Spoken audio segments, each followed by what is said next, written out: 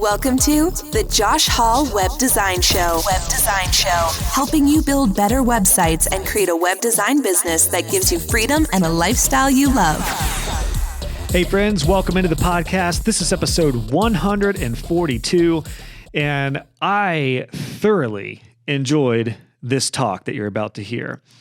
This chat is with somebody who is a seasoned entrepreneur and business owner, somebody who, after talking with him and spending about an hour with him, I really grew to see him as a mentor and as a guide, not only in business, but in life as well. This talk I really enjoyed, and I can't wait to hear how it helps you out as well. This is Walter Hill, who is the author of the book Think Red Flags, a proactive and profitable approach to your small business. And what was really interesting about this talk is that we dive into all of the red flags that business owners like yourself and freelancers should look out for to make sure you don't fail. Most businesses fail, and I don't know what the recent percentage is. And I think maybe it's a little bit skewed and different now because so many people start side hustles and entrepreneurial journeys as opposed to starting, like a Fortune 500 company. But the long and short of it is, as I'm sure you can think of many people in your personal network and professional network, a lot of people start businesses and they don't follow through, or they end up quitting, or they end up just, it kind of sizzles out and they do something else. In this episode, we really dive into a lot of the main things to look out for so that you prevent that and you become the case of a business that succeeds and pushes forward. And success could mean many different things. One thing I've really thought about as I've made my way through an entrepreneurial journey from freelancer to business owner to now doing courses and a different type of business model now, I have learned that success looks very different depending on what season you're in life and what your aspirations and goals are. Success is not a financial figure necessarily. I mean, you want to make enough to support you and your family or wherever you're at, but there's a lot of things that come into play with quote unquote success in business. But I think more importantly, there's a lot of things that people don't talk about or are not prepared for. And Walter is somebody who is really akin to this, and he's learned so much about it that he wrote a book about it. So Walter is the founder of Icon Blue, which was a promotional products and branded merchandise company. He actually founded that in the 90s. So you're going to hear a lot about what he's seen in his journey and how entrepreneurship and business has changed. And interestingly enough, before we dive in here, there was one point fairly early on, as you probably just heard my daughter in the background crying, he talked about there really was not any emphasis back then on work-life balance. It was just a matter of, will you be successful in what you're doing? Family, side hustle, work-life balance, all those things took a back seat. Now it's very different, which actually really excites me as a family guy and as somebody who loves the work-life balance approach to working from home. I think it's more important than ever, and it was a privilege and an honor for me to talk with Walter about what he's seen in his journey and what he's learned from and how you can learn from him to look out for these red flags so that you will be successful in your business endeavors as well. So without further ado, here's Walter. Again, check out his book, Think Red Flags. And as a quick note, just like Walter became kind of a mentor for me in this episode, I want to mentor you. And no matter where you are in your journey, whether you're looking to get started, whether you want to, start your business and really take it to the next level, or if you want to take your existing business to six figures and beyond, I want to help you. I created a free guide for you, depending on where you are. It's a 10-step action plan to help you have a perfect plan and proven path to follow. Go to joshhall.co/get started, and you can sign up there, and you basically can spend an hour. It's like having a free coaching session with me. I can spend an hour with you, tell you what I would do, and I would love to guide you in your web design journey to help you create a successful web design business as well. And without further ado, here is Walter. Let's talk red flags.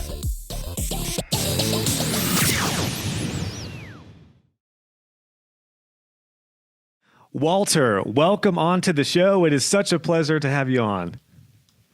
Well, thank you, Josh. I appreciate the invitation, and I'm happy to be here. Well, I'm really excited to talk with you and pick your brain about this topic of why most businesses fail. And I know you have a new book out that I'm really excited to dive into here. Think Red Flags, a proactive and profitable approach for your small business. And I know you have a lot of insight in your entrepreneurial journey to share with my audience. So needless to say, I'm so stoked to have you on. Before we dive in, do you want to let my audience know where you're based out of? And if you could summarize what you do, what do you tell people when they ask you what you do? Well, I'm based out of Los Angeles, California, and I sold my business about 3 years ago. So I work now out of my home here in Beverly Hills, California. And I guess right now, what I have decided to do with the balance of my career is I do quite a bit of public speaking on the subject that I wrote about, Think Red Flags. And, what I hope to do now is just share a lot of what I have learned with others, and hopefully will help them. Well, that's awesome. Well, you come to the right place for sure, because my audience is hungry for advice. And I think one thing I appreciate about my listeners is we're always really curious about other paths towards business and entrepreneurship. As you know, I teach web designers, but like I mentioned to you before we went live, at the heart, we're business owners and we're entrepreneurs. So I know you've got a lot of insight on that. I actually think a great place to start would just be to get a snapshot of your journey. If you could summarize your entrepreneurial path, what did that look like? When did you become an entrepreneur, and what led to you selling your business? Can you just give us kind of a snapshot of your experience and your journey? Okay, sure. I'm glad to. I think my entrepreneurial experience started when I was 9 years old, working for my father in a small town in Virginia, 30,000 people. My father had 3 businesses there, an auto body shop, an oil delivery business, and an SO service station. And I grew up in a very entrepreneurial environment. I don't really think that my experience, I've been asked before, what's unique about my experience? And I really don't think it's that different than what most people experience when they're growing up. I mean, I worked at my father's service station. Someone else may have had a paper route, but there's always tasks and responsibilities that we had even starting way back as children. So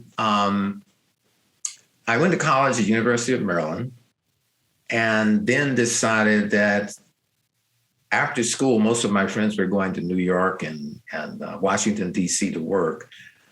But I knew I was starting out with no money, so I wanted to go to a place where the climate would be helpful. But it was large, lots of opportunity.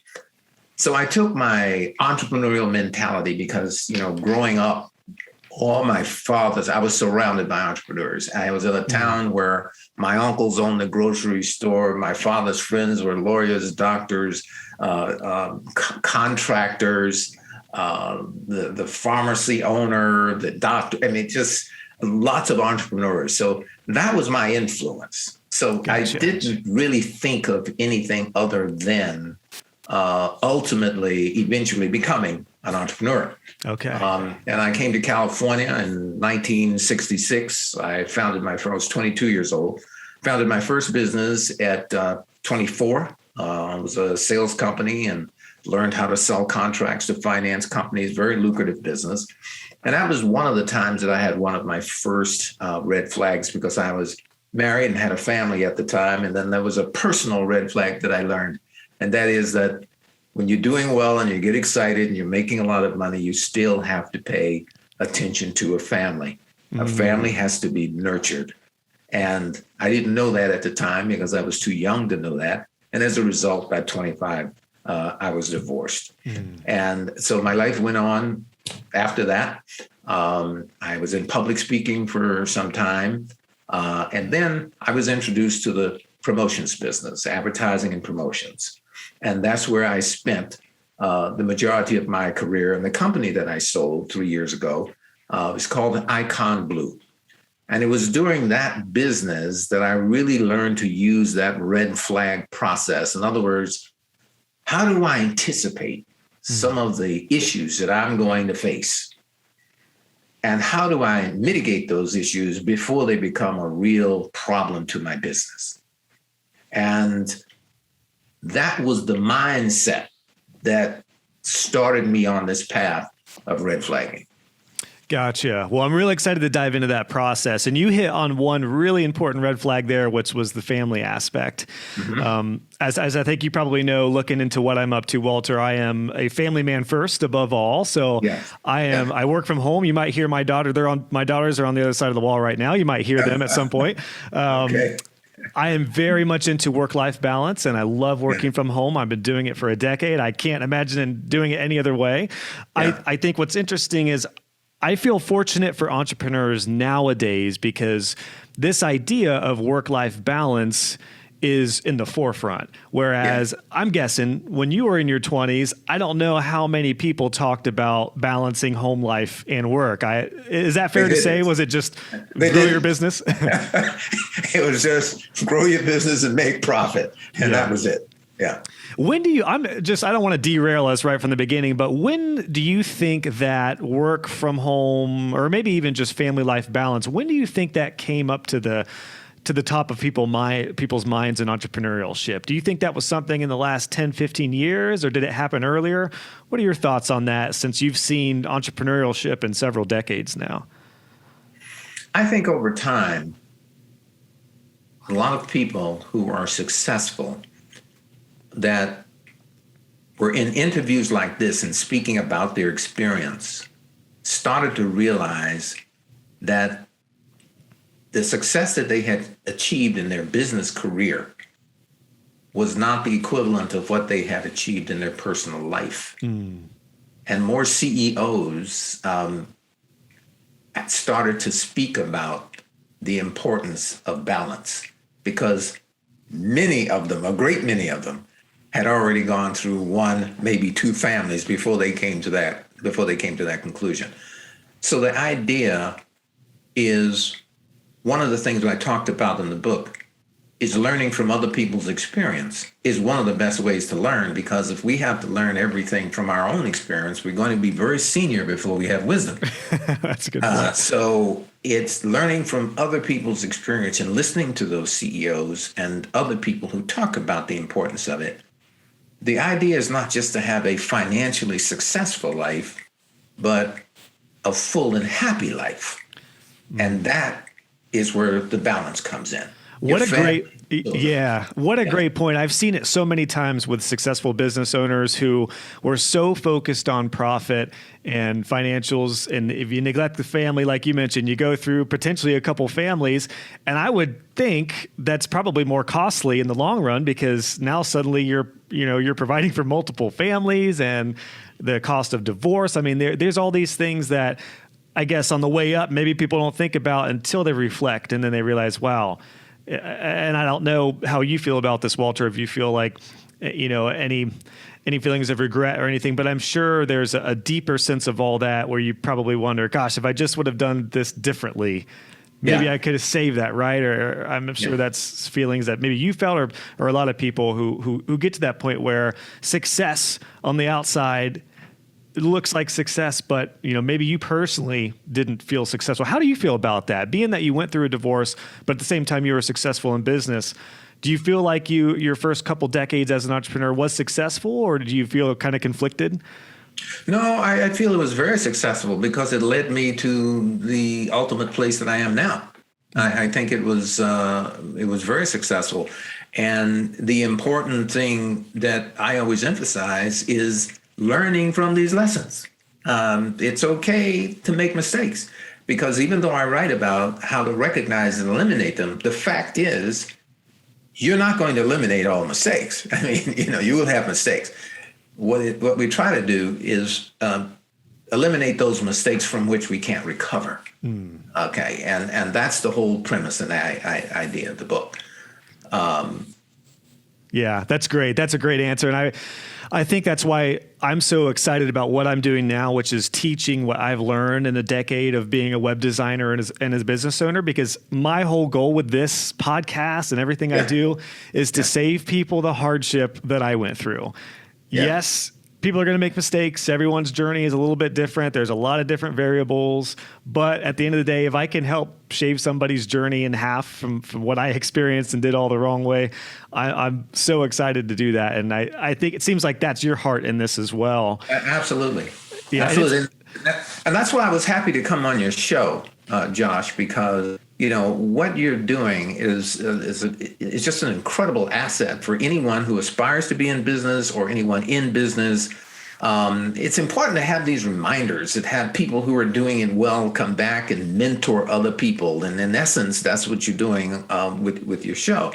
I would encourage not only your listeners, but for them to encourage others to listen to shows like yours, and because that's where you learn best by someone else's experience, so that you don't have to have the same experience in order to get to an end result. Yeah. And that's the beauty about technology now too, with videos and podcasting. And I still think books are probably the most powerful medium. And I think personally an actual book that you read is still the most powerful thing. I'm not against audiobooks, but it's definitely different when you actually read a book and you're highlighting things and it's, visually going into your eyes, and then you take it in and apply it. It's an extra powerful medium, but I think everything combined really makes entrepreneurship super exciting. I actually want to toss this question to you. Is this just about the most exciting time for an entrepreneur to get started? Like, how do you feel about the landscape right now with the opportunities in business and technology and opportunities for entrepreneurship? I think this is a very exciting time for entrepreneurs. We're just coming out of the worst pandemic I've experienced in my lifetime.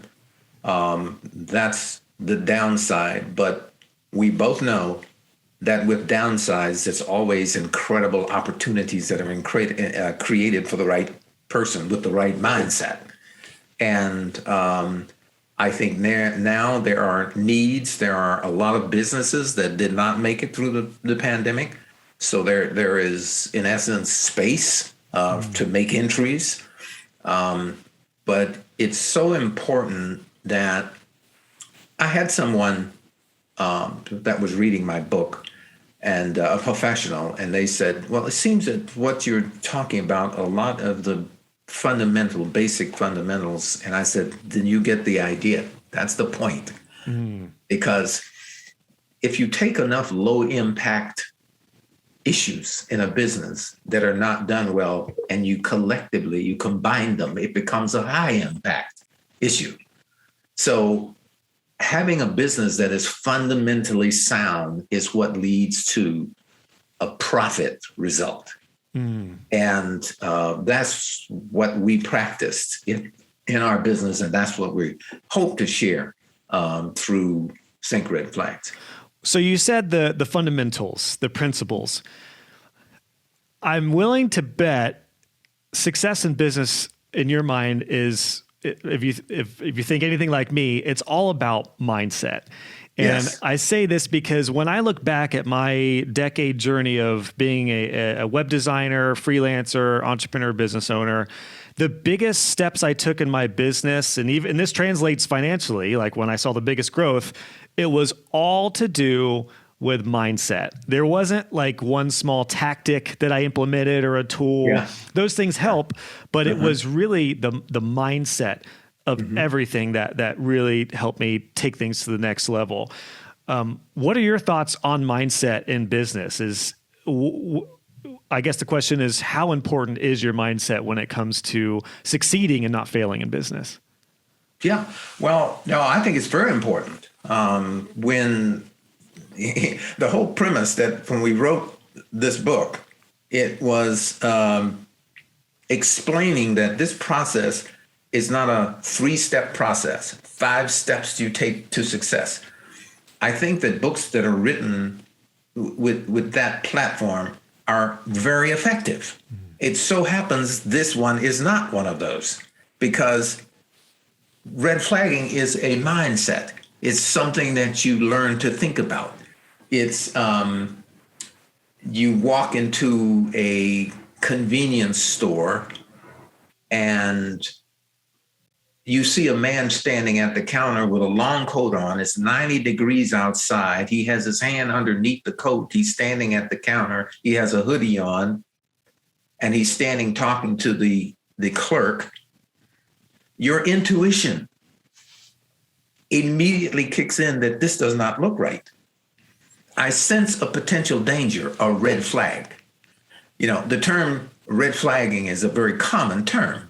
That's why we use it. That's why I use it in my business, because I wanted people to relate to it, to understand it, to grasp it very quickly. So with that, you can make a choice. Do I surge forward, or will I be safe and retreat from this convenience store for my own protection? How will I solve this? The whole idea of problem solving and problem preventing is, first of all, being able to recognize it. If you don't recognize it and you know that it's a potential problem, it's likely you're not going to solve it. You're not going to address it. But being able to have that intuition, that instinct, and the mindset, it's questioning is what we do. That's the whole premise of red flagging, is developing a mindset and then sharing that with your staff so they understand it too. And I think the really important thing about this idea of being intentional about looking at your business almost from a more objective view is like getting out of the operator chair, getting out of wearing all the hats in your business where you're just doing the work, because this is really common with freelancers and web designers. And I think all entrepreneurs, we tend to just work, do. But if we don't take time to reflect and think and work on our business, it's likely these red flags are just going to pass us by without us even recognizing them. For example, I got to a point where when I got married, I really wanted to take my business to six figures, at least just 100,000. But I was charging $1,000 to $1,500 for websites that were taking me 20, 30, 40 hours, which meant I would have had to have built over 100 sites on average a year. It's just not practical. There was no way to do that at the amount of hours I was spending. So just a shift in my mindset then, which was to just look at this and reevaluate my pricing, told me I need to change some stuff. This is a red flag right here. Like, I'm not going to go anywhere if I don't change this. So I guess I'm sure we can dive further into the process here, Walter, but what are some of the most common red flags that we should be looking out for? Well, obviously, there are many, but my experience has taught me that you don't have to do everything right to be successful in business. There is room for some error. But some of the things that you need to focus on is, first of all, what are the things that causes businesses to fail, and getting an understanding of it? We know that 25% of businesses fail within the first 2 years, and 45% fail within the first 5 years. The good news with that is, I always say that 55% succeed within the first 5 years. And then the question is always, well, what can I do to increase my odds, improve the odds that I will join that 55% group? Some of the key components of your business, it's important to isolate them, identify them. What is it about my business? What are the components in my business that I must get right in order to succeed? I'll have some leeway. I don't have to do everything perfect. But the things that I must get right is start with service or product, evaluating the service. Does the service do exactly what, am I able to perform this service as I wrote it in my business plan? In other words, you validate those points that you know and understand that you are delivering to people, your customers, what you promised you're going to deliver. And you'd be surprised how sometimes and quite often that's overlooked. I can tell you a story of a couple of young entrepreneurs that started a business, and they had this new project, a new invention. They called it I think it was a radar rim. They referred to it in basketball, and it was just a rim, and it was up on a pole. In other words, if you picture a basketball rack rim, it did not have a net and it did not have a backboard. So if you practice shooting through this rim, it's going to improve the shooting percentage of your team. Makes sense, yes? Yeah, I get a lot of swishes if you get really good at that. Yeah. You just practice without the net and because it's less visible. The visibility isn't enhanced by the backboard and the net. So you practice shooting through it. Well, it's a great idea. So they set out to raise money for this idea and spent months and months planning for the idea. But they never did the very basic thing, which is an obvious red flag. Does the product increase shooting percentage? Does it actually do it?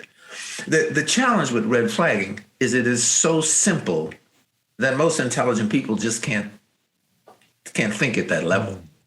It's very, very elementary, very, very simple. Does my product do what I promised that it will do? So they never validated. So the idea never went anywhere.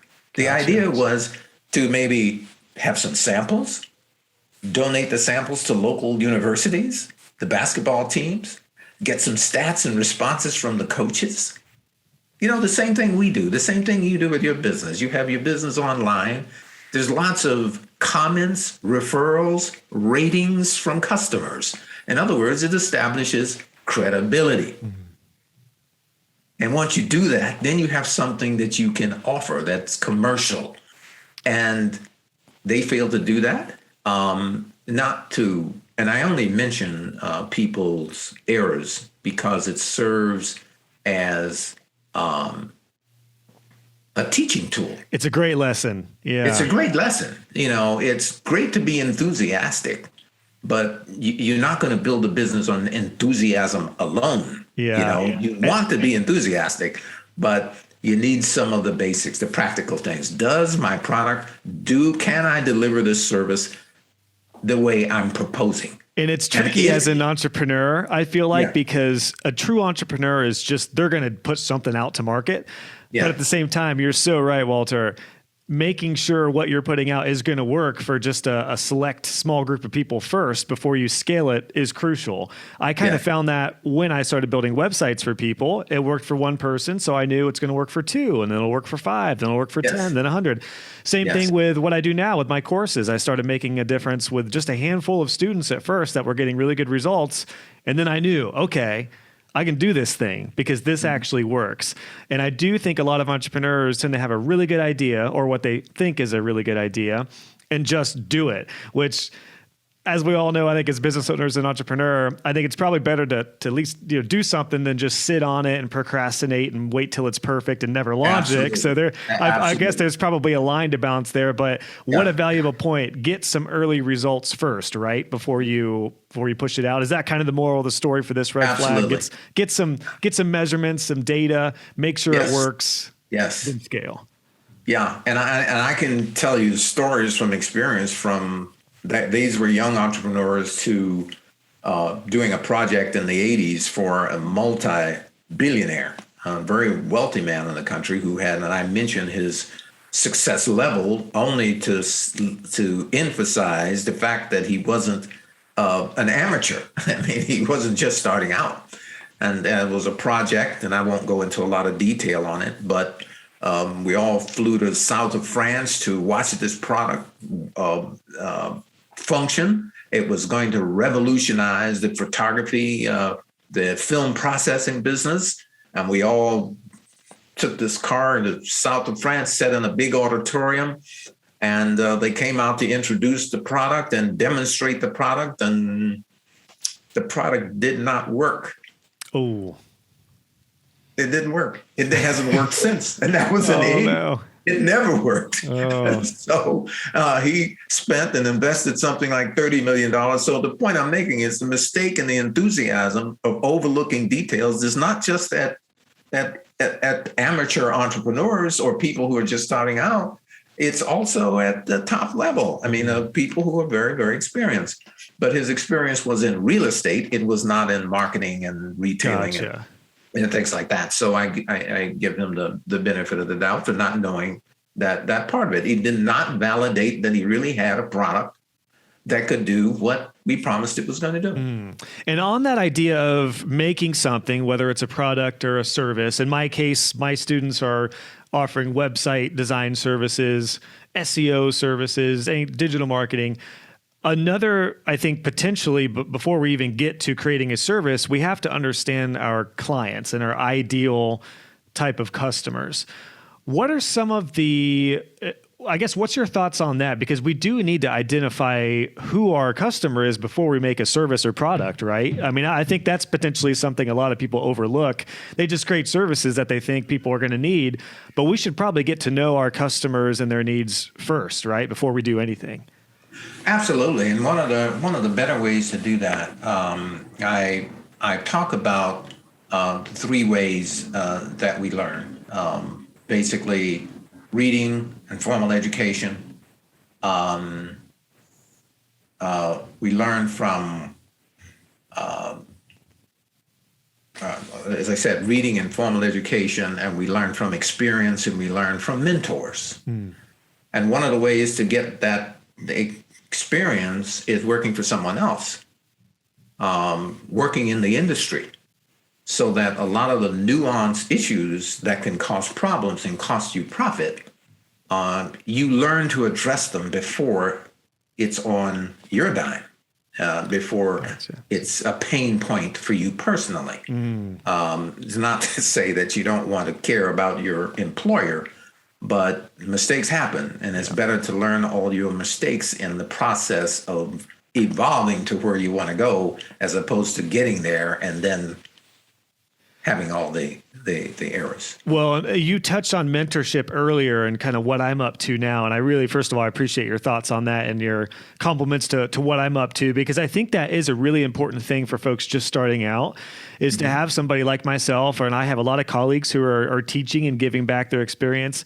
We kind of know what the main pain points are for clients. So web designers just starting out, they don't need to do all the boots on the ground legwork that I did for years leading up to that, or some colleagues do. You are going to get your own experience, like you said, but there's a lot of value in mentorship, like you mentioned, reading, and then, good old experience of just trying things out, seeing what's working. I'm curious to get your thoughts on these entrepreneurs they're going to do something. What are your thoughts on how far we should dive into a service or product? Again, we just talked about how it's better to get something out instead of never getting anything out, but you probably don't want to invest $30 million in something unless you're sure it works. So do you recommend just dipping your toe into something on a smaller level before you potentially make a whole service? Do you have any thoughts about that, as far as just how to kind of ease your way into a new service or product without, investing too much time or energy in case it doesn't work out? Well, I think it would be important to just validate the essentials. First, you need to know if the product does what you think it's supposed to do. Is it a real value to people and to potential customers? And if it is a value to them, at what price point should you offer it so that it represents a value for them and a profit to you? It's important not to overdevelop, overanalyze. I recall a fellow that had a machine for processing plastic bottles, and to do it in the United States, because, as you know, they take all the plastic at one time and they put it on ships and they ship it to China, and that's where it was processed and converted into other forms of material. So he had this machine that was going to do it here in the United States. Well, once I heard the pitch, he was trying to raise funds. Once I heard the pitch and how long he'd been working on it and how detailed he was about the functioning of it. He was an engineer. And as an engineer, he continued to work on this project. I passed on the investment. And I wasn't always so fortunate, but on that particular one I was. And I passed on it because I just sensed that he was overly detailed and would never really take a product to market to test the product. Ah, interesting. And it turned out to be right. It was never introduced. It never finished his development stage. So the comment that you make is accurate. It's very accurate. You have to make sure that you don't overdevelop. Yeah, I kind of have a 90% rule, and it's tough for me because I am a perfectionist. And as a website designer, I would, tweak every little thing to the nth degree, and it just wouldn't matter at the end of the day, and it would make me unprofitable. Yeah. But what I've learned in my journey is once you get something to 90% and it's damn good enough, maybe it's not perfect, we're going to have some issues, get it out.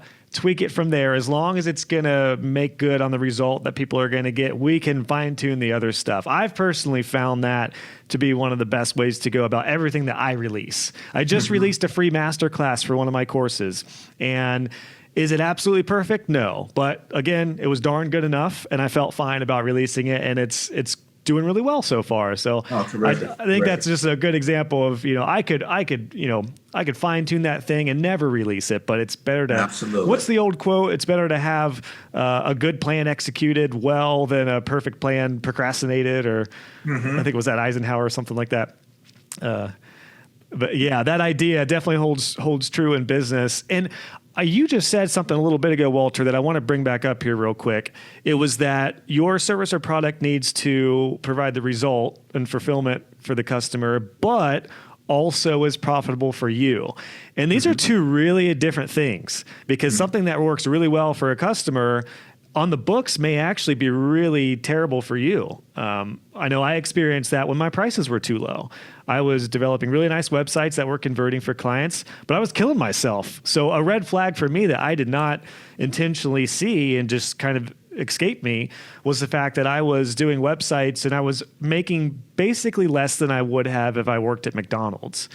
So I think it's probably a good point to bring up here that it has to work for the client, and it's got to work for you too, right? As a business owner, I'm sure you would agree that you got to have some emphasis on your profitability, your life. I mean, it's not all about money, but we're not in the business to make it a hobby. We need to make money to grow the business and to be able to give back and provide.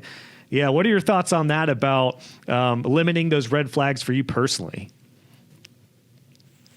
Limiting the red flags obviously is my topic that I talk about. And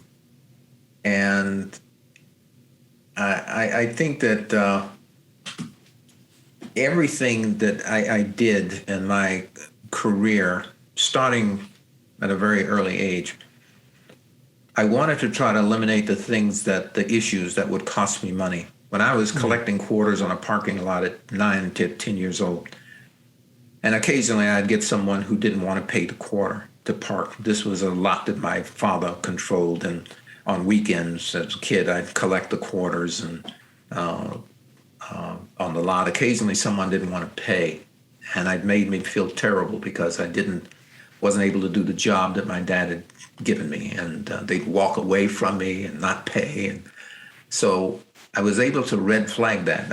At the time, it wasn't called a red flag. I didn't have that. It hadn't developed that consciousness then. But I did think forward to say, what happens the next time that happens? How do I keep this from happening again? So I asked my father, I said, can we remove cars? Can we have cars towed if people don't pay when they park here? He said, absolutely. So even as a kid, I knew I needed something that would give me some leverage so that people would have more of an incentive to give me the quarter than they would not to. So as people started to leave and not pay, I'd say, sir, your car won't be here when you get back. Wow, what an entrepreneurial mind you had at 9, 10 years old already. And then I observed that 100% of the cases, they flipped me the quarter. So that was a tremendous lesson in that, not to be mean-spirited, but the fact that they were being mean-spirited for not paying a 10-year-old kid a quarter. Okay. Yeah. So my response was so that I could do my job. And what I learned was that if you offer enough of incentive for someone to tell you yes, you have a better chance of having a positive outcome. So great. The whole premise of trying to limit mistakes, to limit these issues, comes from advanced thought, the mindset that we talked about. advanced thought to what if this happens. I think that NASA is probably the most brilliant organization at red flagging that you will ever see. Yeah. We saw an extraordinary example in this last trip to the space station, where they had developed a device that if something is not functioning the way it should have, there's an alarm and it aborts the mission. And this is for the safety of the astronauts, and they can return safely, as opposed to just continuing to let them go up and this thing explodes. Right. They thought, what if all of this perfect machinery, all these perfect computers don't function well? What if?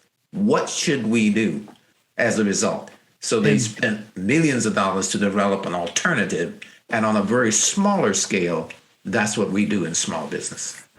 The what if mindset, I know that can derail an entrepreneur or a business owner in some ways, because you could go really far down a rabbit hole with you what could go if. extreme. You could go But extreme. I agree, Walter. I think everyone has to have a little bit of that, because you do need to. I think a lot about what you're talking about with red flags is anticipation. Yeah. What if this happens? And this could be hypothetical, or it could be based off of experience. I know we talked earlier about how a problem can create a solution and a service. Mm-hmm. For me, that was a website maintenance and hosting plan, like a security plan, because I would build websites and a lot of websites started getting hacked.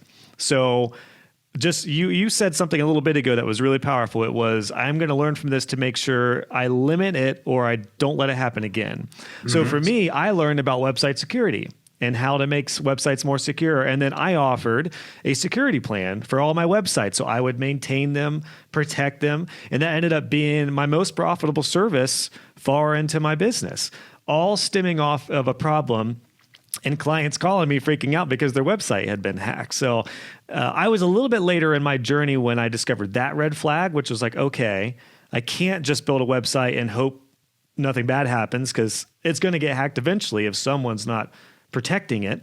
Mm-hmm. So just a prime example of that, like the what if. And this could be, okay, what if a website gets hacked? What am I going to do? Or here's a big one.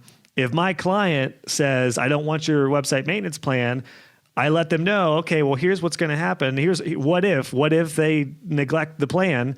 Let them know, here's what's going to happen if you don't, here's the process if you don't accept this. So I love that idea. I wanted to put a practical example in there with this idea of this what if mentality, because, oh my gosh, this could play out on a micro level with some small things, or it could be catastrophic for businesses, I'm sure, if they're not thinking a couple steps ahead and anticipating problems.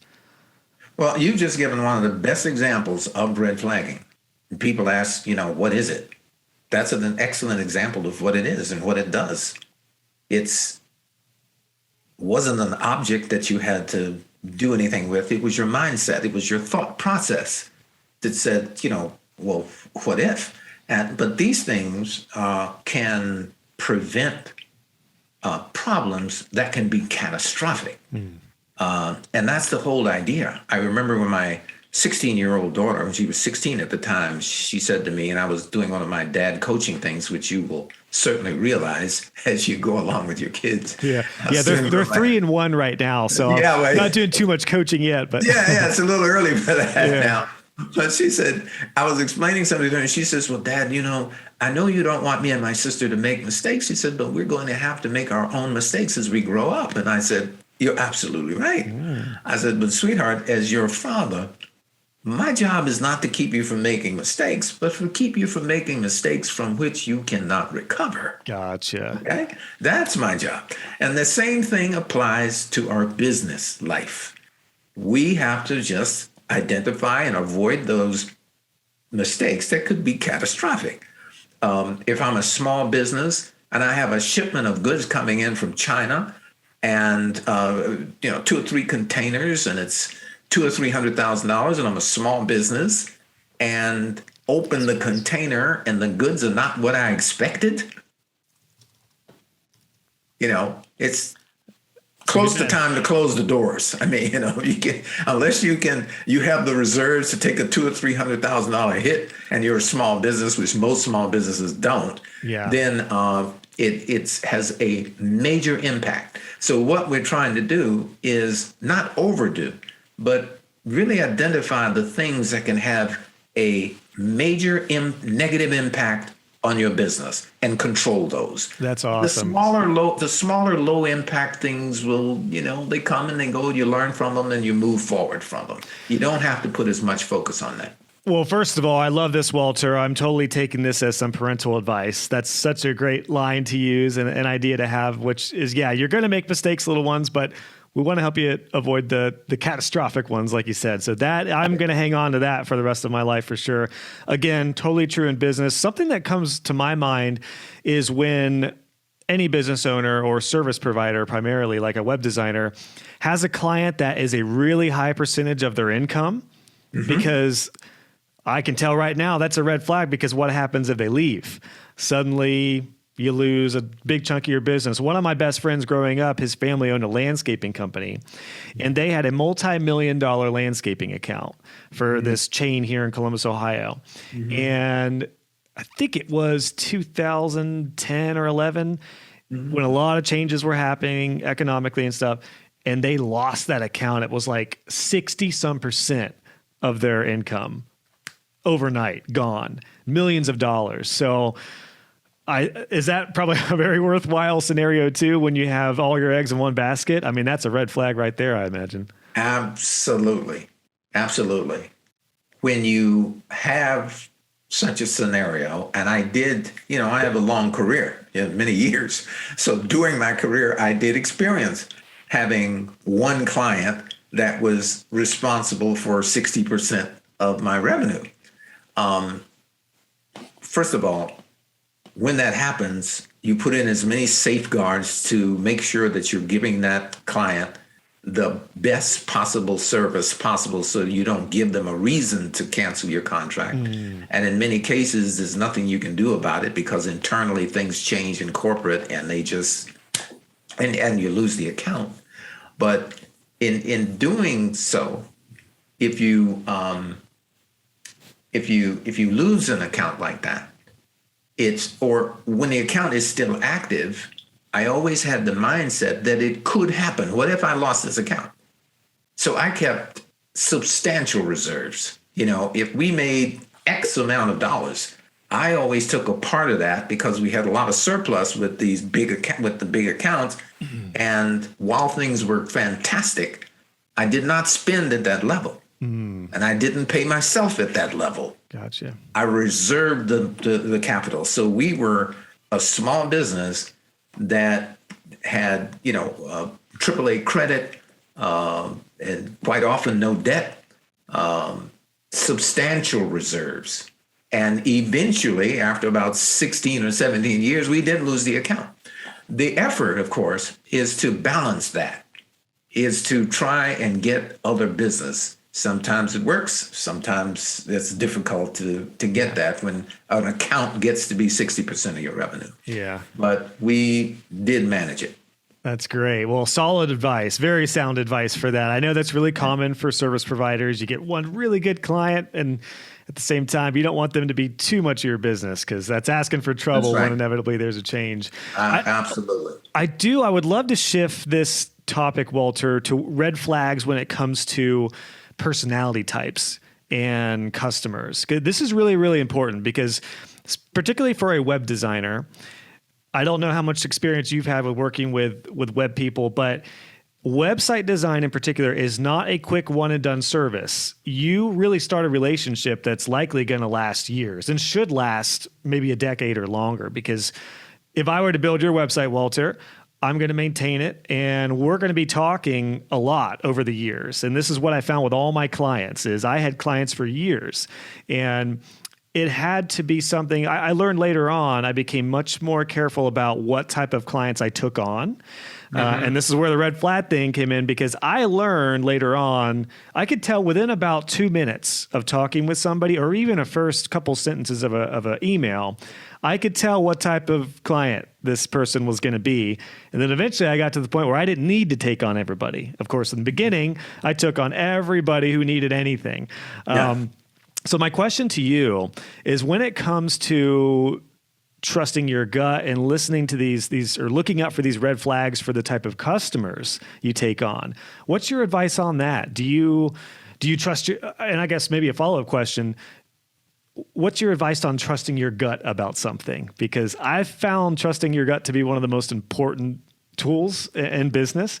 Maybe what are your thoughts on that? What are some red flags to look out and trusting your gut when it comes to taking on clients? Well, first of all, I have had clients that, and I think this applies to any business.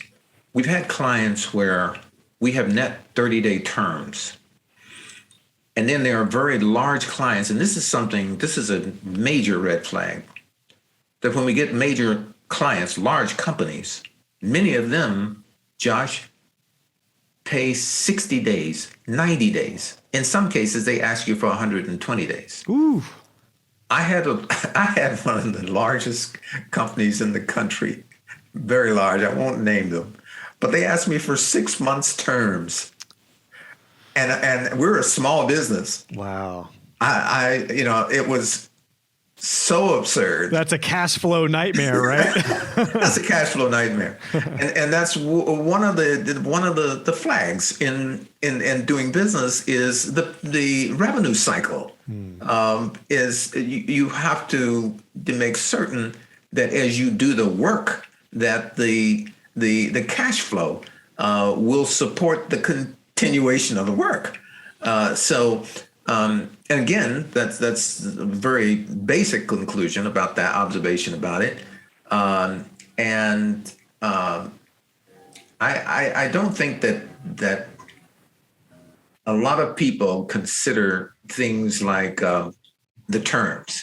If you have a supplier that you're paying 30-day terms, and maybe you can squeeze it to 40-day, but your customer paying you is 60 to 90, you've created a major issue and a big red flag. Now you have to start borrowing money. There's a cost to that money. You're borrowing to pay your suppliers early. And the solutions to those kind of things is developing relationships with suppliers that will work with you. That if they want the business, you explain, this is the client, this is who it is. And if it's a huge company, usually they want the business too. Say, but we have to partner this together. We're not going to be able to pay you in 30 days. They're paying us in 60 days. And you make some arrangement. The solution starts with recognizing that it's a problem. There was a friend that I know of, a young woman that had a business. She was in the promotions business and decided that she was going to sell to the major department chains. Had a very innovative product. And what she failed to research and find out about that, which was a huge red flag, was that most of the major chains will provide you with space. They allow you to sell your product on their shelf. If the product doesn't sell, they expect you to take it back and credit back. So now you have this potential back end that could come back at you. And if you are not a large company, and you don't have the proper agents servicing those shelves, the product on the shelf to keep it positioned, then at the end of a 6-month period, they come back to you and say, okay, half the product sold, half has to come back. If you haven't made a cash flow allowance, if you haven't anticipated at least close to those numbers, it can be catastrophic. And it was. Every example of someone that tried to do that I know, it was catastrophic. The what if, right? What if this doesn't sell? Yeah. It was a what if question that they didn't ask because of the enthusiasm of selling to a Home Depot, for example. You know, Yeah. So the terms huge, of course, that is so true in web design. I think this is why it's important for web designers in particular to have their terms very clearly, or a couple different options for terms. For example, my first projects, I got paid when they were completed. And that is a great recipe for disaster, because no cash flow, no money up front. Hope they pay when the website is done. So I learned to do 50 up front, 50 at the end. Of course, my industry and my business is very different than a multi-million dollar, type of business that you're used to looking at, Walter. But the premise of that, cash flow, terms, that's huge. As far as red flags for personality types, I'd love to circle back around on this again, because you've worked with a lot of different people, a lot of different industries, I know. Have you learned anything about what to look for in personality types that might be a red flag? This could be for partnerships. It could be as a client. I find this really important, because I think more than ever now, as we're in this new age of entrepreneurship, you want to like who you work with, and you want to be on the same page. I think who you work with is very important now, maybe more so than it was, previously, because something may be really profitable, but if they're up to no good, or you think they're going to burn you or screw you over eventually, we got to look out for those red flags. Any thoughts on that when it comes to, starting a new partnership or a client? Any red flags to look out for from a personality perspective? I think that's an intuition is what you're talking about, and just reading into it. Obviously, we all make decisions about people within the first, few minutes that we talk to them. Either you get a feeling of comfort and interest to go further when you first talk to them, or not. I've had situations where initially someone was rude. They felt that they had a right to be rude because things weren't going particularly well in their lives. I usually passed on those situations. And those would be opportunities. I wouldn't call them opportunities, because it was never a possibility because of that attitude. I'm not an expert on reading people, and I try not to do too much of that initially, because I could be wrong. It could be something when I first meet them that is happening in their lives, their personal lives, that's causing an issue for them. So I stayed focused on what my objectives are.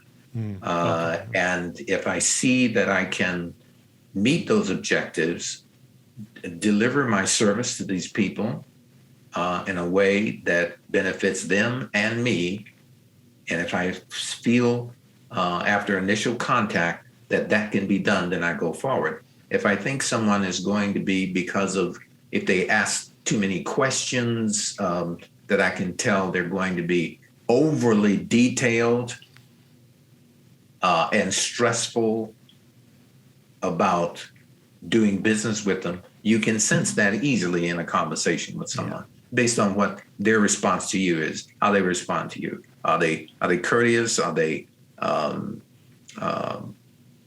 if they're just detailed, that's one thing. But if they're requesting a lot of detail that drives cost for me, and they're not willing to pay for it, I know not to go forward with the customer. What sound advice, Walter? You may not feel like you're an expert in that, but I view that little answer right there as a very expert-like answer, because I just thought of so many situations in my experience that were flashing through my mind when you were talking about that. I remember I was a few years into my career, and I had come from, I used to be a drummer in a rock band. So I would build websites for rock band and recording studios and stuff. That's how I got my start. And I got a call from this artist who was kind of like a failed 80s rock guy. He was really bitter against the music industry, and I could tell he was just a stressed out kind of dude. And he told me he had bad experience after bad experience after bad experience with web designers and graphic designers. So before I was really intentional about red flags, I probably would have accepted this job. But at this point in my career, this was a red flag. This was like, okay, this person's never going to be satisfied. And he ended up calling me like 3 times in one day, just what you said, asking overly detailed questions, taking up a lot of my time without expecting anything in return. and it was all red flags. There were like 10 different red flags that went up in one day. And I almost took his job because I needed the money. But a colleague of mine who ran a recording studio knew him. And I just asked him, and maybe this is a valuable part of what to do with a red flag, is to maybe ask somebody what they think of this situation. I asked him, do you know this guy? What do you think about him? And he's like, yeah, I personally don't trust him. And he was like, Josh, you don't have to work with him. And that statement has stuck with me ever since. It just dawned on me, like, I can have control of my business. I just have to control it. I have to say yes to things I think are going to be good and good opportunities and good people, or no to the opportunities I want to pass by. So in that case, thank goodness, I've took everything that we have applied in this talked about in this conversation with red flags, and I applied that and declined. And he called me again. I just didn't answer. I didn't need to talk to him anymore. So I just wanted to bring up that practical example when it comes to these red flags, when it comes to getting a potential client, working with them, and because I think that's really important to like who you work with. So absolutely, and I think that I have cited a lot of really interesting, thought-provoking examples in the book about how to red flag in different situations. I comment on personal life. The book is not focused on personal life, more on business, but there are some sections in it about managing the personal life to life balance. So hopefully that people will find that helps someone. At this point in my career, Josh, it's just more important to do things like this. And I had some great mentors in over my career, just absolutely great mentors. I could not tell anyone that I succeeded because I was so fantastic. I succeeded by the grace of God. And I succeeded by the thoughtfulness of a lot of numerous mentors, people who, my senior vice president of Coca-Cola, I was struggling for 2 years to get a license to do the Olympics in 1984. And I walked into his office one day and he was on the phone. He hung the phone up and said, Walter, guess what I just did for you? And I said, what was that? He says, you have an Olympic license. I mean, just like that. Wow. People that, and I had been struggling to get the license for 2 years. And they got it and said, you're going to partner with Coca-Cola. And, great man, just always extended himself to me. And I've had that experience throughout my life. And that's been the greatest joy of the people that I've encountered. Yeah. And even now, at this point in my career, being able to talk to people like yourself, Josh, who start these programs that contribute so much to people. I think one of the best programs I encourage people to watch on television is Shark Tank. Yeah. I love Shark Tank. Yeah. Shark Tank, you have these professionals, investors, and these small businesses, and you listen. If anyone listens to the questions that they ask, it will help them to know how they can be better prepared for their business. So, my hat's off to you for doing what you're doing, because it's very helpful. Thank you, Walter. I really appreciate that. Like I said, I feel like this is kind of a half interview, half mentoring type of coaching call, because I really have hung on to everything you've said. And it is funny. I think when it comes to like Shark Tank, you really can learn a lot if you just look at the situation, and you can learn about cash flow and reports and profitability and marketplace. You can market share, customers, all that stuff is covered. So a lot of great stuff. Well, Walter, I have one final question for you. I know we're getting close on time, so I want to be respectful of your time here. Before I get to this question, first of all, thank you for coming on and for sharing some really great, pertinent advice in regards to entrepreneurship. And all of my listeners, I know, are going to take so much from this. We've really weaved in and out of different topics when it comes to red flags, but I loved it. Really everything we've touched on is a really important red flag to look out for, whether it's your service, your customer, profitability, cash flow, customer acquisition. All these things we've talked about are so critical to know what you're looking for in the terms of red flags. So Tell us again what the book is called, and then where would you like people to pick up the book? Should they go to your website? Where would you like my audience to go? Well, they can go to Amazon for the book. Think Red Flags, a proactive and profitable approach for your small business. That's where they would. That's where they find the book. And my website is walterhilljr.com, and that just has some additional, information that they can follow about the topic of red flagging. But the book itself is. I hope they'll find it a good read. And I would encourage anyone not to underestimate the value of fundamentals in the business, because it's designed to help someone collectively get most of those basic things right.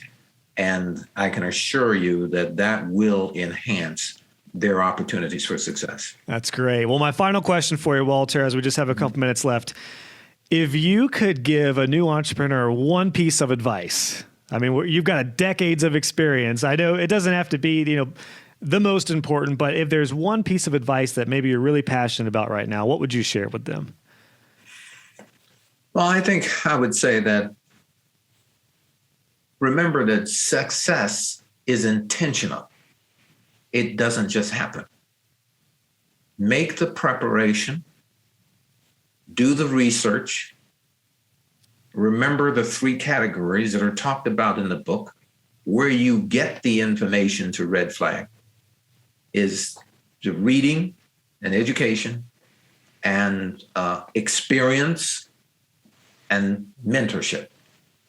And follow through on all of those areas to get the kind of insight that you need to be successful.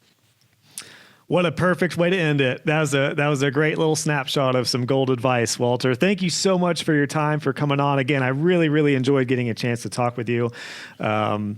I take mentorship so seriously. So to be able to get to talk with somebody who's had such a level of success and experience in your entrepreneurial journey is a real honor for me. So thank you for coming on, and hopefully this won't be the last time. I can't wait to read the book, and hopefully we can do this again for your next book.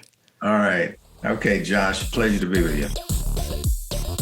Hey guys and gals, just wanted to pop in with a couple things before you head out. If you enjoyed this episode, please consider leaving a review on iTunes or wherever you listen to this podcast. I would love to hear your feedback, and it will also help other web designers find the show. Be sure to check out the show notes for this episode. Just go to joshhall.co, click on podcasts, and search this episode number, and you'll find all the links, descriptions, and resources we talked about. And if you haven't already, make sure you subscribe, and you'll be notified when the next episode is live. Thanks again for tuning in, and I'll catch you guys on the next episode.